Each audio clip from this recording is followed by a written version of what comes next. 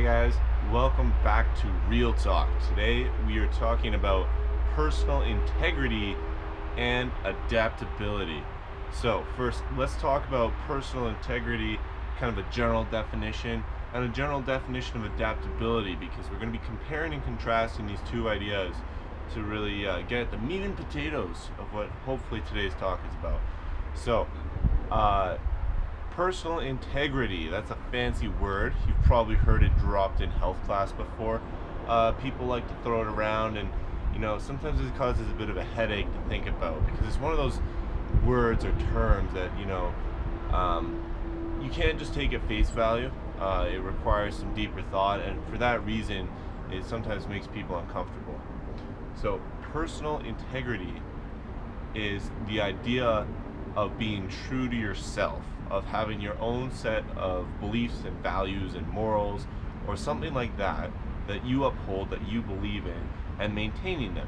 For example, if you believe in not doing drugs and then you go do drugs, you are breaking your own personal integrity. And so, in my mind, personal integrity is all about being true to yourself, about knowing how you are and the things that you believe in and the things that you promote or condone, and being consistent in those things. And then the other term we're talking about here is adaptability. This is the key thing that helped us Homo sapiens survive for so long. We've managed to live in basically every single habitat on the earth or off the earth, because we can even live in space now. So we've got that going for us. So adaptability is the ability to change according to a situation. So an environment or a situation has a unique set of circumstances or things happening, and you change how you were previous to that situation or environment in order to survive or live better or deal better with that situation and or environment. Again, simplest example of this being, if you go into a cold place without a jacket, and then because it's cold you make a jacket so that you're less cold, that's an example of adaptability. You are adapting to the environment. There was already an existing set of criteria in place there, and you change something so that you could integrate or survive better in that place. So on one hand we have our personal integrity, which is the idea of not changing, not adapting, if you will. The idea that it's something rigid, it doesn't change. Theoretically, your personal integrity should be fairly static. And then on the other hand, you have adaptability, which is fluid, dynamic, changing, etc., etc. So on one hand, you would argue that since adaptability is one of the key things that helped us humans survive for so long and beat all the other species, yada yada yada, that it is the top trait, it is the best trait. Thus, we should look at adaptability and say, you know what, this needs to be present in all aspects of our life. And in fact, personal integrity and being consistent, all that, screw that. Every situation is unique, everything is different. He who adapts the most lives the most. Not so much. I don't agree. Because in my mind there's two types of adaptability. There is passive adaptability, and then there is proactive adaptability. And this kind of idea floated into my head during a drunken party stupor. Don't ask me how I got into adaptability, but after a great talk with one of my buddies, Hayden, that's how we got onto this tangent. So passive adaptability, as you would imagine, is the idea that the circumstances or whatever are inflicted upon you, and then you react to them. So you are not actively participating in the environment, you're merely reacting after the fact. It's like when you get fired, and because you've been fired, you then have to deal with the lack of money you have, so at that point then you search for a new job.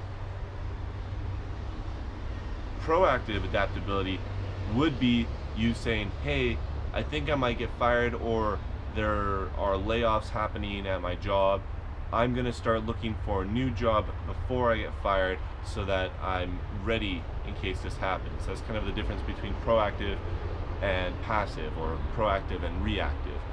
So my thoughts on this would be, we should be proactive adapters. So for so long we have been reactive adapters, we have been passive adapters, but it's time to be proactive. And this is how you're going to get ahead in life. This is how you're going to beat out other people. This is how you are going to be a better person, is by being proactive, by taking charge, by, living your life the way you want to live it, by being proactive. And here's the thing. So I talked about the idea of how adaptability is dynamic and changing, and then personal integrity is rigid, not changing. And this is where they merge. Is when you are proactive, you can say, hey, one of the things that I believe in is always having a job.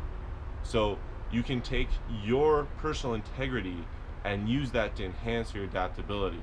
So you say, all right, I always believe in having a job. That's one of my beliefs. So upholding it is integral to maintaining my personal integrity. So I'm going to start looking for a job before I get fired or before I get laid off, so that I will have a job no matter what. Whereas if you don't look for a job until you get fired, then you're just reacting. So it's my belief that by being proactive, you can maintain a high level of personal integrity, because you'll know that you're doing everything within your power, that you're taking charge of a situation. You are not reacting, you are choosing and being deliberate in your choices, and you are getting ahead of the game. And that enables you to live your life the way you want to live it. When circumstances are forced upon you, when you react, that's when personal integrity is often pushed to the side, because you don't have any other choices, or you're unable to cope with trying to maintain your personal integrity and also trying to react to the situation at hand. Another example, you always believe that you should have a job, you get fired, you weren't ready for it, so you end up being depressed for a week or a couple of weeks, and you don't get your shit together, so you're unhappy for a while, and then you also have feelings of guilt and self-doubt because you thought, oh hey, I'm such an industrious person, I believe in always having a job, but now you don't have one, so now you're dealing with inner conflict and stuff like that.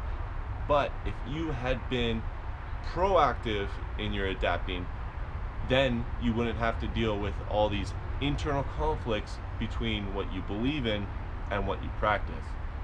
That being said, I believe personal integrity is of utmost importance. I think that once you truly discover who you are as a person, that you should make every attempt to maintain personal integrity, because that's what matters at the end of the night. When you're lying in bed trying to fall asleep and all of your thoughts about your days and your big decisions and everything creep into your head, you want to be able to sleep soundly, because you're not questioning the decisions you made, because you know that you've been true to yourself, and that's all that matters. Some people might dislike you for it. Some people may not be able to handle you for it. Some people are going to straight up not like you for who you are. But if you are consistent, if you make yourself proud, if you make yourself happy end of the day, that's all that matters. Because on one hand, everybody wants you to be somebody else. Everybody wants you to behave a certain way. There's expectations, there's guidelines, there's criteria, there's regulations, there's policies. So many different things regulating and trying to change the way we behave and the values we have. But you will never feel bad if you have your own values that you maintain, promote, and believe in.